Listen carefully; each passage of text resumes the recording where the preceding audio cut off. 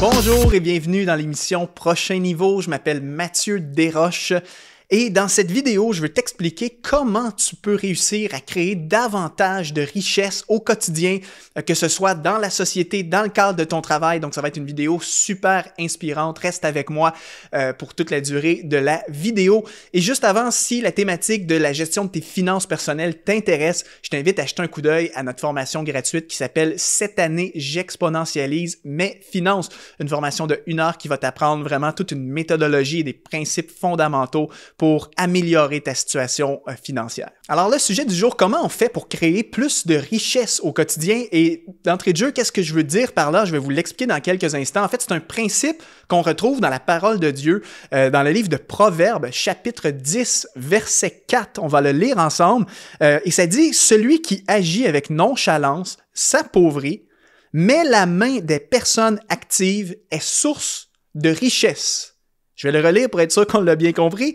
Celui qui agit avec nonchalance s'appauvrit, mais la main des personnes actives est source de richesse. Il y a deux aspects, deux portions différentes, deux contrastes qu'on voit dans ce passage, dans ce verset.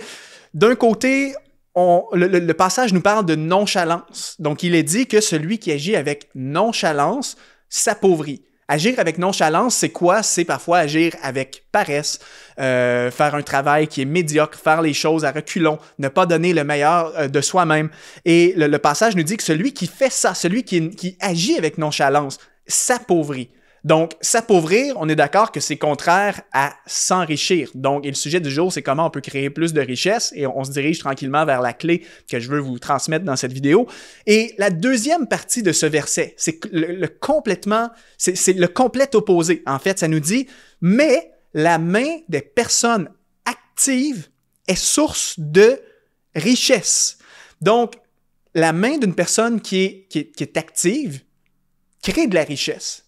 Et si on creuse un peu le mot actif, qu'est-ce que ça veut dire? Être actif, ça veut dire quelqu'un déjà qui est en mouvement, quelqu'un qui se bouge, quelqu'un qui passe à l'action, quelqu'un qui travaille, et on pourrait peut-être même l'interpréter comme étant quelqu'un qui travaille dur, qui travaille fort, qui travaille avec excellence. Donc quelqu'un qui est actif dans le contexte de ce passage, bien, on le met en opposition avec la nonchalance. Nonchalance, c'est quelqu'un qui ne passe pas à l'action, peut-être qui ne se donne pas pleinement dans son travail, alors que quelqu'un qui est actif, c'est quelqu'un qui donne tout ce qu'il a, qui donne le meilleur de lui-même.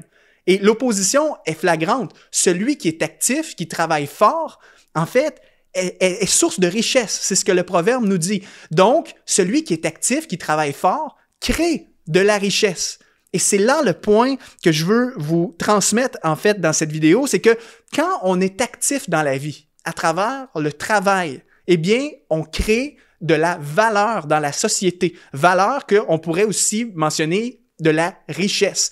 Donc, toute cette notion de créer de la valeur, en fait, c'est ce qui domine l'économie mondiale parce que tout, en fait, dépend de la création de valeur, de la création de richesse. En fait, quand on y pense, peu importe le travail que tu fais dans la vie, tout type de travail est créateur de richesse dans la société. 3 types de richesse. Premièrement, lorsque tu effectues un travail quelconque, tu crées de la richesse pour les actionnaires ou les propriétaires de l'entreprise pour laquelle tu travailles. Si c'est toi le propriétaire, bien évidemment, le métier que tu fais à travers ton entreprise crée de la richesse dans ton entreprise. Mais si tu es salarié, eh bien, sache que ton employeur t'embauche pour une raison. C'est parce que le travail que tu fais lui permet de générer un profit avec son entreprise. Donc, le travail crée déjà de la richesse pour les actionnaires ou les propriétaires de l'entreprise et c'est d'ailleurs l'objectif de toute entreprise, c'est de générer un profit pour qu'on puisse tous gagner notre vie. Donc, premier volet où est-ce que quand on est actif, quand on travaille, on crée de la richesse, c'est cet aspect-là. Ensuite, deuxième type de richesse qu'on crée dans le travail, bien, c'est une richesse pour le client ou la personne qu'on sert à travers notre entreprise qui, lorsqu'elle fait appel à nous, bien, voit son besoin être comblé. J'ai déjà fait une vidéo qui s'appelait « 9 bénédictions que procure le travail » et j'expliquais en fait que le travail, l'objectif même du travail, c'est vraiment de combler les besoins des uns des autres dans la société. Donc, pensez-y, quand vous faites affaire avec une entreprise quelconque au quotidien, c'est parce que vous avez un besoin. Moi, si je vais manger chez McDonald's, pour ne pas leur faire de promotion, mais si je vais manger là, c'est parce que j'ai un besoin, le besoin de manger et peut-être de manger quelque chose qui va avoir beaucoup de goût dans ma bouche ou quelque chose du genre. Si je vais voir un mécanicien, c'est parce que j'ai un besoin, le besoin de faire réparer ma voiture ou autre chose du genre. Donc, le travail, quand on est actif, en fait, crée de la richesse pour le client, le consommateur, qui est satisfait, est enrichi par le service qu'il a obtenu. Et finalement, ben, le travail crée de la richesse pour toi qui l'effectue parce que ça te permet de gagner ton revenu qui te permet de subvenir à tes besoins. Donc en réalité, si tu es salarié, ben, dis-toi que tu crées toujours 3 types de richesses à tous les jours. Chaque fois que tu arrives sur ton lieu de travail, eh bien, tu crées de la richesse pour les actionnaires ou les propriétaires de ton entreprise. Tu crées de la richesse pour les consommateurs qui sont au bénéfice de votre entreprise et tu crées de la richesse pour toi parce que ton travail te permet de gagner un revenu qui, de l'autre côté, te permet de pourvoir à tes besoins. Merci de me donner ton attention pendant quelques instants. Si tu es inspiré par le contenu que tu reçois sur Exponentiel TV, si tu as été touché d'une façon ou d'une autre, si ça t'a parlé à travers chacune de nos émissions, eh bien, j'aimerais faire appel à toi aujourd'hui en rejoignant les activateurs de destinée, en devenant un partenaire de cette mission. On veut rejoindre des multitudes de personnes comme toi pour impacter leur vie, les amener dans leur destinée. Alors, c'est simple. Tu vas dans le lien qui apparaît dans la description de cette vidéo et tu peux faire un don, tu peux devenir un partenaire mensuel et rejoindre ceux qui permettent la réalisation de ces émissions. Je te remercie déjà. Rendez-vous dans l'émission. C'est pourquoi, en tant que chrétien, on est appelé à travailler avec zèle, avec excellence, comme si on faisait les choses directement pour le Seigneur. En fait, c'est ce que l'apôtre Paul nous enseigne. Il nous dit, en fait, que tout ce qu'on fait, faites-le avec zèle. Non pas pour les hommes, mais comme si vous le faisiez directement pour le Seigneur. Et comme ce proverbe nous le dit, en fait, pourquoi c'est important de faire les choses avec zèle, avec excellence? Parce que le travail bien fait est source de richesse pour la société. Donc, imaginons si tous ensemble, on était dévoués dans notre travail. Si tous ensemble, on travaillait mieux que toutes les autres et que chaque fois on réalise un travail quelconque, eh bien, c'est fait, on surpasse les attentes, on le fait de qualité, eh bien, il y aurait beaucoup plus de valeur et de richesse qui serait amenée dans la société et moins de frustration. Parce que, par exemple, bien souvent, on sait des fois, malheureusement, qu'il y a des gens qui font un travail de mauvaise qualité. J'avais justement une personne que je connais qui me racontait une histoire d'horreur qu'il y avait des travaux de rénovation à faire dans sa maison. Il avait engagé une entreprise en rénovation. Les travaux ont été faits tout croche, c'est-à-dire avec médiocrité. C'était pas fait selon les normes et il y a eu plein de problèmes après. Il a dû engager même des poursuites pour pouvoir dédommager certains dommages, certaines pertes qui ont eu lieu à cause de ça. Tout ça parce que quelqu'un n'a pas fait un bon travail. Donc, quand on est paresseux, en fait, quand on est paresseux, déjà, bien souvent, ça veut dire qu'on procrastine sur notre travail. Donc, il n'y a pas de création de richesse qui est faite. Bien souvent, ton employeur te paye pour des heures, en réalité, qui ne sont pas forcément rentables parce que tu procrastines. Ou si tu fais un travail de mauvaise qualité, ben qu'est-ce qui arrive? Ça veut dire c'est des plaintes après, c'est des clients non satisfaits, c'est du travail qui doit être refait en double ou on doit repasser derrière toi parce que tu as fait des erreurs, parce que tu ne l'as pas bien fait. Donc, évidemment, la nonchalance, comme nous dit le proverbe, la nonchalance, la paresse, toutes ces choses ne créent pas de richesse. Au contraire, ces choses créent des problèmes. Et la plupart des problèmes que vous voyez dans le cadre de votre travail, les poursuites judiciaires entre entreprises ou une poursuite entre un consommateur qui poursuit une entreprise quelconque, c'est bien souvent lié à la nonchalance parce qu'il y a eu une erreur qui a été faite. Alors que de l'autre côté, la Bible, le proverbe de 10, verset 4, nous donne la solution. La solution pour créer de la richesse, pour ajouter de la valeur à la société, c'est d'être actif. La main des personnes actives est source de richesse. Et non pas juste actif, mais être dans l'excellence, pour reprendre ce que l'apôtre Paul disait. Et Paul, justement, a beaucoup parlé de ça, surprenamment, dans les textes qu'il a écrits dans le Nouveau Testament. On a d'ailleurs un passage dans 2 Thessaloniciens, chapitre 3, dans les versets 7 à 12, où est-ce que Paul vraiment donne un encouragement et même une réprimande assez sévère aux Thessaloniciens pour leur dire de ne pas être dans la nonchalance, de ne pas être dans la paresse, mais au contraire de travailler pour ajouter une certaine valeur à la société. On va lire le verset ensemble. C'est Paul qui parle. Il dit « Vous savez vous-même comment il faut nous imiter, Car nous ne nous sommes pas livrés au désordre parmi vous et nous n'avons mangé gratuitement le pain de personne. Au contraire, nuit et jour, dans la fatigue et dans la peine, nous avons travaillé pour n'être à la charge d'aucun de vous. Non que nous en ayons pas le droit, mais nous avons voulu vous donner en nous-mêmes un modèle à imiter. Donc l'apôtre Paul, qui était un travaillant, et il a voulu, par son zèle, par son excellence dans le travail, donner un modèle à imiter pour les Thessaloniciens. En effet, lorsque nous étions chez vous, nous vous recommandions ceci. Si quelqu'un ne veut pas travailler, qu'il ne mange pas non plus. Nous apprenons cependant que quelques-uns parmi vous mènent une vie désordonnée. Ils ne travaillent pas, mais se mêlent des affaires des autres. Nous invitons ces gens-là et nous les encourageons par notre Seigneur Jésus-Christ à travailler paisiblement pour manger leur propre pain. Donc, l'apôtre Paul est en train de reprendre sévèrement une catégorie de personnes parmi les Thessaloniciens qui étaient dans la nonchalance. Et leur nonchalance qui amenait des désordres, qui amenait des frustrations, des critiques, peut-être même des sources de division dans l'Église, parce qu'on sait que dans l'Église primitive, il y avait vraiment cette notion de mettre les biens en commun.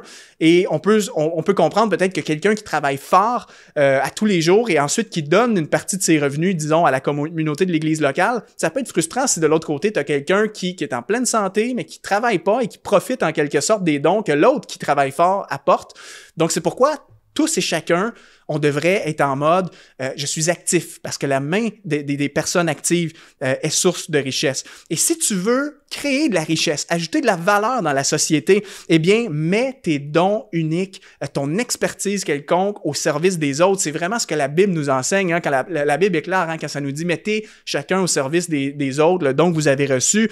Donc, je crois vraiment que ce qui crée le plus de valeur dans la société, c'est quand chaque individu déjà découvre qui il est, quelles sont ses aptitudes uniques, quels sont ses dons, son expertise, et que lorsque cette personne réussit à consacrer sa vie, son travail, à exercer ce don-là, eh bien, c'est là qu'on ajoute de la valeur.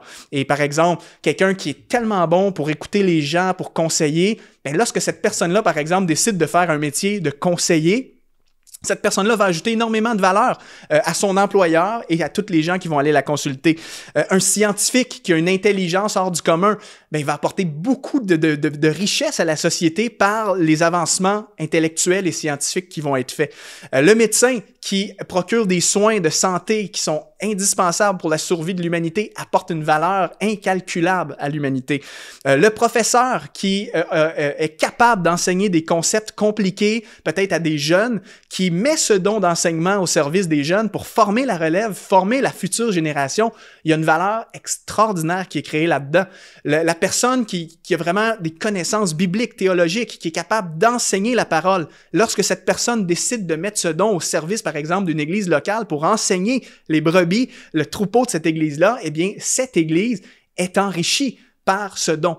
Donc, ton don, ton expertise, il faut absolument que tu découvres qu'est-ce que c'est et il faut que tu la mettes à profit dans le travail que tu effectues. Parce que c'est de cette manière-là que ton don enrichit les autres. Et c'est un principe qui est extrêmement puissant.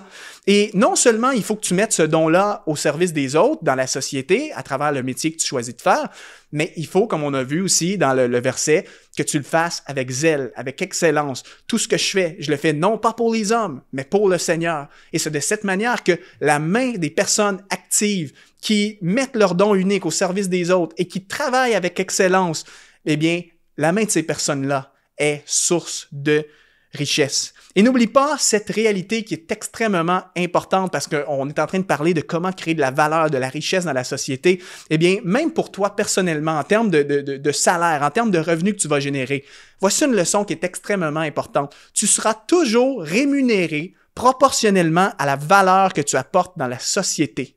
Tu seras toujours rémunéré proportionnellement à la valeur que tu apportes dans la société. En fait, donc, ce que ça veut nous dire, c'est que la société va toujours rémunérer ceux qui apportent le maximum de valeur. Et évidemment, plus tu te spécialises, par exemple, en développant une expertise rare, plus tu vas être rémunéré. On peut penser ici, disons, un consultant expert dans un sujet très, très, très particulier dont très peu de gens maîtrisent sur la Terre. Eh bien, ce consultant-là risque d'être embauché à gros prix par des entreprises qui ont besoin, par exemple, de cette expertise-là.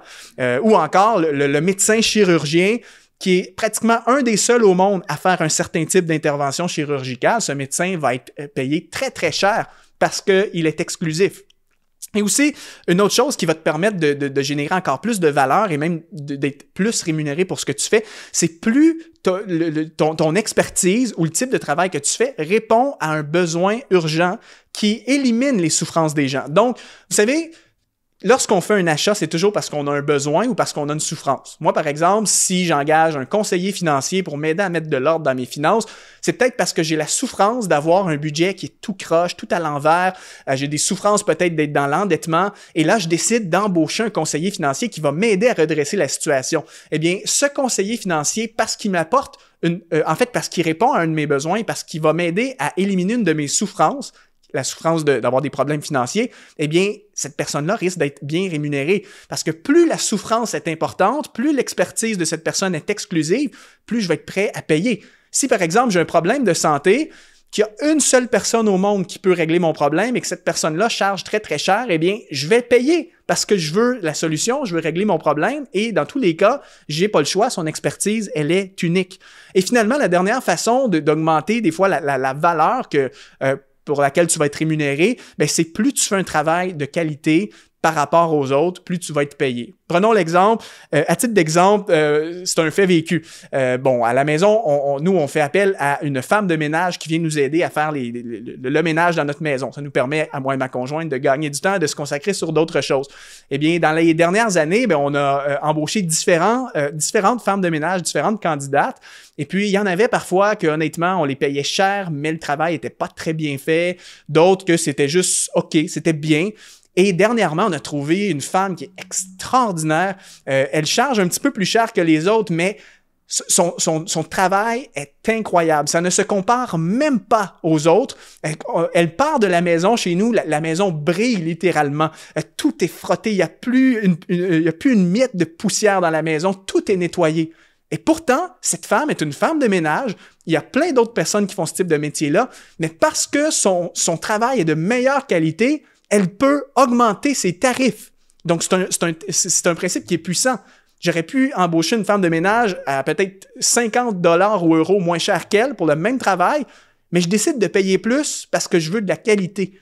Donc, encore une fois, si tu apprends à faire un travail de meilleure qualité, tu peux t'attendre à être mieux rémunéré. C'est la même chose. Peut-être que tu travailles dans une grande entreprise, il y a plein de gens dans ton équipe qui font le même type de métier que toi, mais si tu es par exemple le vendeur numéro 1 de l'entreprise ou le programmeur informatique numéro 1, le plus talentueux si c'est ton domaine d'expertise, bien souvent, qu'est-ce qui va arriver? C'est que tu vas avoir des promotions, tu vas avoir des augmentations de salaire parce que ton employeur, évidemment, veut retenir tes services et reconnaît la qualité du travail que tu fais. Alors voilà, les amis, c'était vraiment un encouragement que je voulais vous amener à viser le prochain niveau dans votre travail.